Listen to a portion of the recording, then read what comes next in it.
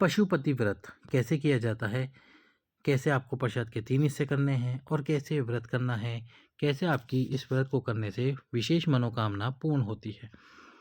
तो पशुपति व्रत 5 सोमवार का होता है। जिस भी सोमवार से पहले तो आप कोशिश कीजिए कि अमावस्या के बाद जो शुक्ल पक्ष प्रारंभ होता है, उजाले पखवाड़े से इस व्रत को धारण करें।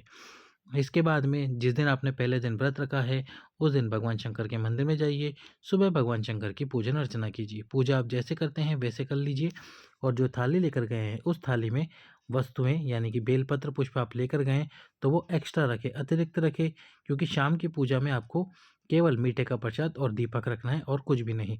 जो कलश भी आप लेकर गए हैं जल का समर्पित करने के लिए, जल समर्पित करने के लिए उसमें थोड़ा सा जल बचाकर आपको वापस घर लेकर आ जाना है। अब शाम के समय पर भगवान शंकर के मंदिर में जाना है। थाली के अंदर आपको शाम को मीठे का प्रसाद जो आपने बनाया हो पूरा प्रसाद रखना है आपको, और उसके साथ ही 6 दीपक रख लेने हैं। 6 दीपक में गोल बात लगाइए और घी डाल दीजिए। अब भगवान शंकर के मंदिर में आकर केवल भगवान शंकर को जल का छींटा देना है। यदि आपके पास में बेलपत्र है जो आपने सुबह थाली में रखे थे, पुष्प है, वो सब समर्पित कीजिए, चंदन लगाइए बाबा को, और उसके बाद में 3 टीके भगवान शंकर के चढ़ने वाले स्थान पर 3 टीके यहाँ लगाइए और 3 टीके यहाँ लगाइए चंदन से, और एक कुमकुम की बिंदी माता अशोक सुंदरी के स्थान पर लगाइए। ये क्यों लगानी है आगे वीडियो में हम आपको बताएंगे।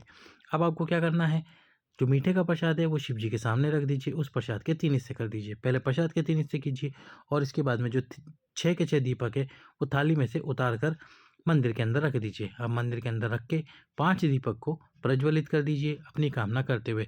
सभी दीपक के नीचे एक गेहूं का दाना या चावल का दाना अवश्य रखिए आसन स्वरूप। 6वें दीपक को वापस थाली में रख लेना है और ये जो प्रसाद के 3 हिस्से करें इसमें से 2 हिस्से शिव मंदिर में छोड़कर एक हिस्सा अपने साथ थाली में रखकर वापस ले आना है।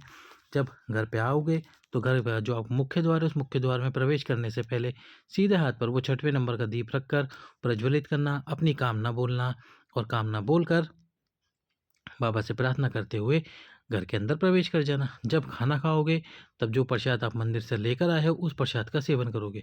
वो प्रसाद किसी को भी नहीं देना है। जिस व्यक्ति का व्रत है, जिसने पूजन अर्चना की है पशुपतिनाथ जी की, उसको ही इस व्रत को धारण करना है, उसको ही उस प्रसाद को खाना है। इसके बाद भोजन ग्रहण कीजिए और यही इसी प्रकार से व्रत आपको 5 करने हैं पशुपतिनाथ जी के। 5वें व्रत में पूजा बिल्कुल वैसे ही करनी है।